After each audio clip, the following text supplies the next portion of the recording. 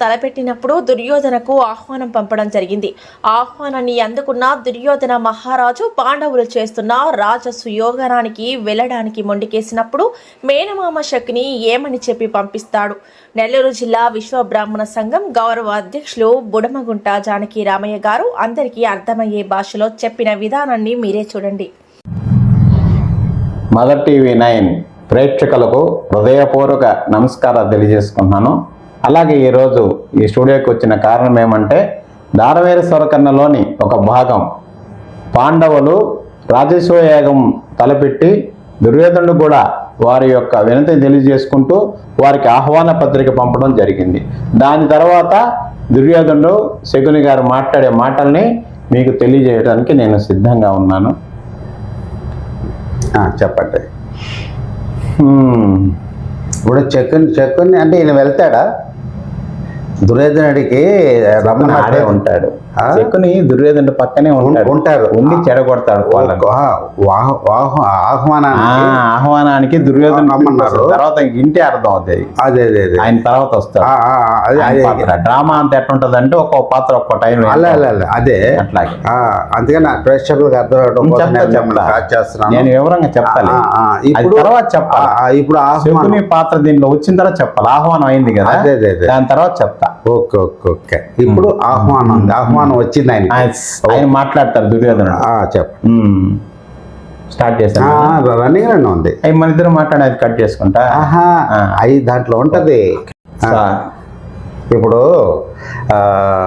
దుర్యోధన చక్రవర్తికి ఆహ్వానం తెచ్చిచ్చాను. అప్పుడు దుర్యోధనుడు వెళ్తాడండి. చెప్తాను. పాండవుల రాజసూయయాగం లేక మా తండ్రి గారు ఇచ్చినటువంటి ఆ రాజసూయయాగం చేయుటయా నేడు. దీని ఆంతర్యము యమధర్మరాజు ఇంద్రుడు రప్పించుట దీని ఆంతర్యమట. అయినను ఇందులో లేనిదేమి ఉన్నదేమి? కుంతి మూలకముగా ఇద్దరు కూడా ఇంద్రుడు యమధర్మరాజు ఇద్దరు ధర్మరాజుకి బంధువులే కదా, మరి లేనిదేమి అవునదేమి? ఈ కుచిత బుద్ధితో చేసినటువంటి ఇటువంటి రాజసేవము సాగరాదు, మేమేగరాదు అని గట్టిగా అనరాదు, వేరొకరు వినరాదు. నీవు పోనిచు అసూయగ్రస్తుడి వెళ్ళలేదంటుంది వెర్రి లోకం. పోకపోయినను యాగమా ఆగునది కాదు. పోయినతో సుజుల మీద మంచి బుద్ధితో వచ్చాడన్న కీర్తి నీకు దక్కుతుంది. ఆ తర్వాత అదను అవతల బలగాన్ని కనిపెట్టి అదను చిక్కుతుంది. ఏలా కురుసార్బావుడు మంచివాడు మాననీయుడు అన్న కీర్తి నీవు దక్కించుకో. ఆ పైన కొంచెపు వంచిన పనులన్నిటికీ అయిన వాడిని అమ్మ తమ్ముడిని నేనున్నానుగా. వజ్రాన్ని వజ్రంతోనే కొయ్యాలి, ముళ్ళును ముళ్ళుతోనే తీయాలి. ఏలా కురుసార్బావుడు మంచివాడు అన్న కీర్తి నీవు దక్కించుకో. ఆ తర్వాత రావడానికి మీ అమ్మ తమ్ముడిని అయిన వాడిని అమ్మ తమ్ముడిని నేనున్నానుగా. ఆయన మయసభ పయనం అది అంతవరకు. ఆయన ఆడికి వెళ్తాడు. ఆడికి రాజసూయాగానికి ఆయన వద్దనుకుంటాడు. కానీ ఈ యొక్క ఆయన ఉన్నాడు కదా శకుని మామ, ఈయన ఏం చేస్తారంటే లేదు నువ్వు పోకపోతే ఆడ ఆగేది ఏమి లేదు, నువ్వు పోవాల్సిందే, పోయి చూసిరా, అక్కడ అవతల బలాన్ని కూడా చూసిరా. ఎందుకంటే ధర్మరాజు రాజసేవం చేస్తుందని అర్థమేమి? ఆయన కూడా మళ్ళీ ఒక రాజుగా నిర్మించుకుని ఆయనకి వచ్చేటువంటి సామంత రాజుని పిలుస్తాడు. ఎంతమంది వస్తారు తెలుసుకోవడానికి. ఇదంతా ఒక బల ప్రయోగం. ఇప్పుడు ఒక మన మినిస్టర్లు ఉన్నారు, చీఫ్ మినిస్టర్లు, ఎమ్మెల్యే తన పక్క ఎంతమంది ఉన్నారు, అవతల పక్క ఎంతమంది ఉన్నారు చూసుకోవడానికి. దానివల్ల ఏమైంది దీనికి? నాకు మారు పోటీగా ఉండడానికి ఆయన చేస్తున్నాడు ఈ పని, అయితే నేను పోనంటాడు. అప్పుడేం చెప్తారు శకుని గారు? అలా కాదు నాయన, పోతే కదా నీకు తెలుస్తుంది వాడికి ఎంతమంది వచ్చారనేది. నువ్వు పోలేదనుకో వాళ్ళేదోళ్ళు చేసుకుంటారు, ఆగేది ఏమి లే. నువ్వు పోయినంత మాత్రాన ఆగేది లేదన్నప్పుడు పోయి నువ్వు చూసుకొచ్చుకు రావచ్చు కదా అక్కడ ఎంతమంది ఉన్నారు ఏంది ఆడ బలం ఏందని. పోయిన తర్వాత ఏం చేస్తారు?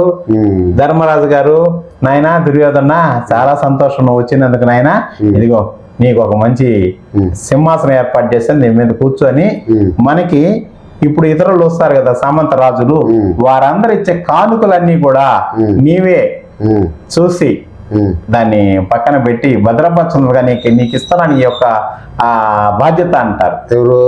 ధర్మరాజు. ధర్మరాజు. అప్పుడు ఈ దుర్యోధనుడు వచ్చినాడు చూసి బాధపడిపోతాడు. ఏంది ఇంతంత వజ్రాలు, వైడూర్యాలు, బంగారాలు, మణులు, మణియక్కలు, రకరకాలమైనటువంటి ఆయనకి ఇప్పుడు రాజసేవం చేస్తే ఆ బహుమానాలు తెచ్చిస్తారు.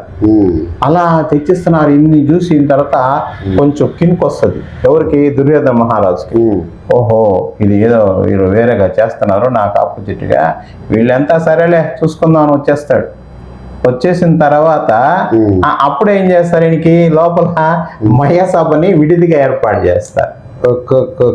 మహేసభను విడిదిగా చేస్తారు. సినిమాలో విడిదిగా పెడతారు. నీకు విడిదిగా పెడతాను సపరేట్ గా. అంటే ఆయనకి ఒక రూమ్ ఇచ్చినట్టు, గెస్ట్ రూమ్. దాంట్లోకి దుర్యోధనుడు పోగానే చిత్ర వైచిత్ర రకరకాలుగా లోపల ఒక బొమ్మలాగా ఉండేటివి తిరిగి మళ్ళా వచ్చి ఆడమనిషి అయిపోతుంది రకరకాలుగా.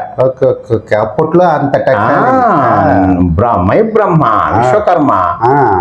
ఓ విశ్వకర్మ, మరిమితమైన ఈ భవనం నిర్మించినందుకు నీ చాతుర్యము, అతి చాతుర్యము, నీకు నా సభాభవనం ధన్యము ధన్యము. విశ్వకర్మ అంటే ఆచార్యులు ఆయనే విశ్వకర్మ.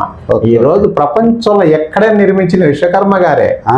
ఏది ఇంద్రుడికి బ్రహ్మాండ. ఈ వీడియో కనుక మీకు నచ్చినట్లయితే లైక్ చేసి షేర్ చేయండి. మరిన్ని లేటెస్ట్ అప్డేట్స్ కోసం మా ఛానల్ ని సబ్స్క్రైబ్ చేయండి.